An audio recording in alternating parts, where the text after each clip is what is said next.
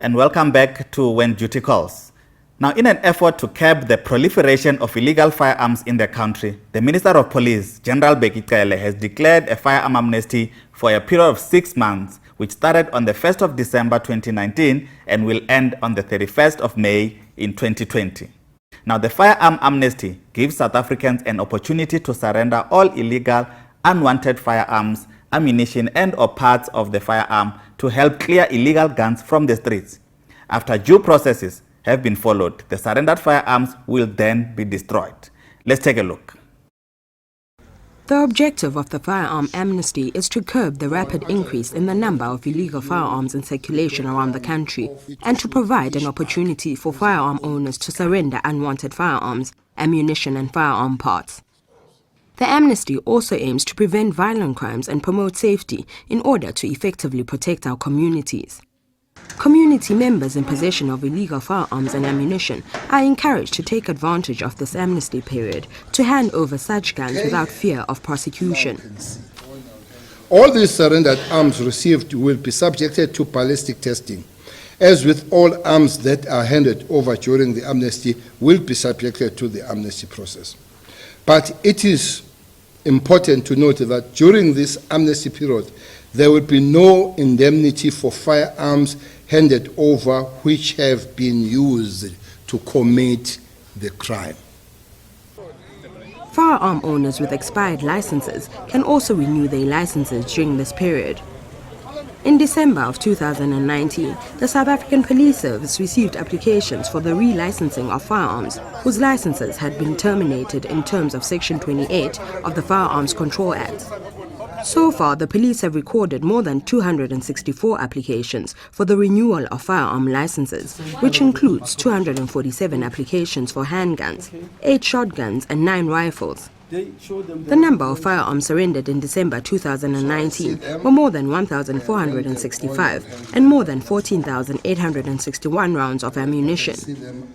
Firearms that have been handed in include 1,248 handguns, 75 shotguns and 142 rifles. Members of the public can hand in their unwanted and illegal firearms at designated police stations around the country.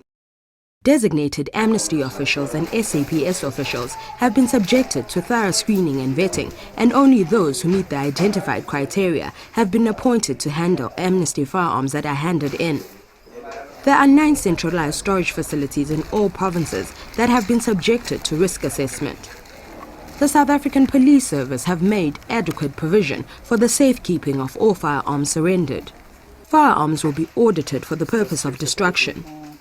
Recently, the South African Police Service destroyed over 20,000 illegal firearms, firearm parts and ammunition. These firearms were confiscated by the police during crime intelligence operations, roadblocks and routine stop and searches, as well as those that were surrendered voluntarily. The South African Police Service remains confident that more people will surrender their guns. This effort will go a long way in ensuring that South Africans feel safe and have no fear of crime. And to help us unpack this very important initiative, we are joined in studio by Major General Maruping Mamuteti, who has the component responsible for firearms, liquor, and second-hand goods services. General, welcome to When Duty Calls. Thank you very much, Kenan. So, General, let's just start from the beginning to unpack. What is the firearm amnesty? The firearm amnesty was declared by the Minister of Police, Minister Cele, during November 2019. With an intention of allowing the community members to hand in or surrender their illegal firearms or unwanted firearms without fear of being prosecuted. And what is the main objective? What are we trying to achieve as the police in terms of receiving those firearms, and what do we do with them? The aim is actually to reduce the illegally circulated firearms. You remember with the crime statistic that was released, there was an indication that the serious crimes have been committed, most of the crimes have been committed through the firearms. Therefore, what we're saying is that we're trying to reduce the illegally circulated firearms and unwanted firearms, ultimately with the aim of reducing serious crimes and other crimes that are committed through these firearms. Yes, and in the streets out there, people think that they just all have to just bring in the firearm and they will be safe from prosecution regardless of whether the firearm had been involved in any crime. Is that correct? When the declaration was made by the minister, there were conditions that were set on that declaration. And one of the condition was that the amnesty processes is only applicable to the firearms that are illegally in possession. Therefore, if there's any crime that was committed through that firearm, and investigations will continue. And what kind of process does it go through after they've submitted it or surrendered it? What kind of process does it go When the member of the community approaches the police station to hand in or surrender in the firearms, they will be assisted by the person called designated Firearm Amnesty official, who will assist them in completing the necessary forms. And once the forms have been completed, the member who's sending in the firearm will be given an acknowledgement to indicate that the firearm was indeed received by a specific police officer. And thereafter, the firearm will be processed for IBIS testing. And once there are hints, positive hints, which indicate that the firearm was used for the commission of a crime, therefore the investigation will proceed. And should they find that a specific firearm was involved in a commission of a crime, do we know how to locate the person who surrendered it? Are there mechanisms to locate and to associate each case? There are mechanisms. I think the investigation, they will know very much better on what to do. But from our side, we will assist because there are forms that the members of the community will be completing, which gives us more details of who's handing in the firearms. Yes, and who qualifies for this? Is it just private persons, or can it be dealers? Can it be people who have inherited firearms through an estate? Who qualifies?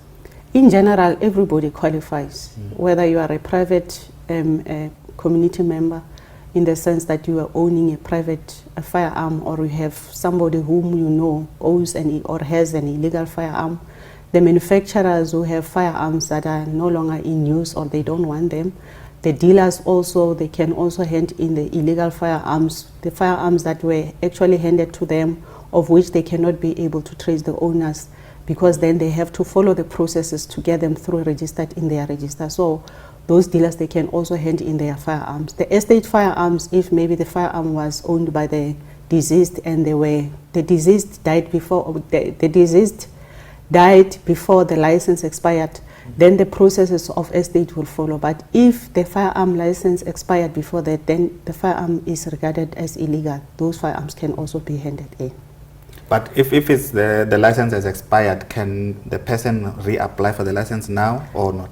Yeah, the process is, the person, in terms of the conditions that were set by the minister, the person has the right to apply for that license, for the licensing of that firearm. However, there should be a proof written documents that will actually give us an indication that the firearm is owned by a specific person or comes from a specific dealer.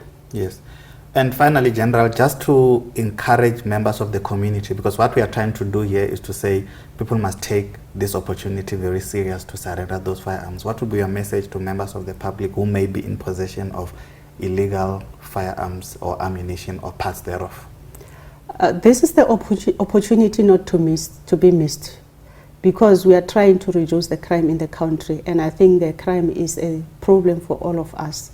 Let's contribute. Let's make sure that those illegal firearms that are in our hands, those firearms that are in the illegal owners, we bring them to the police station so that we contribute to make our country a safe country.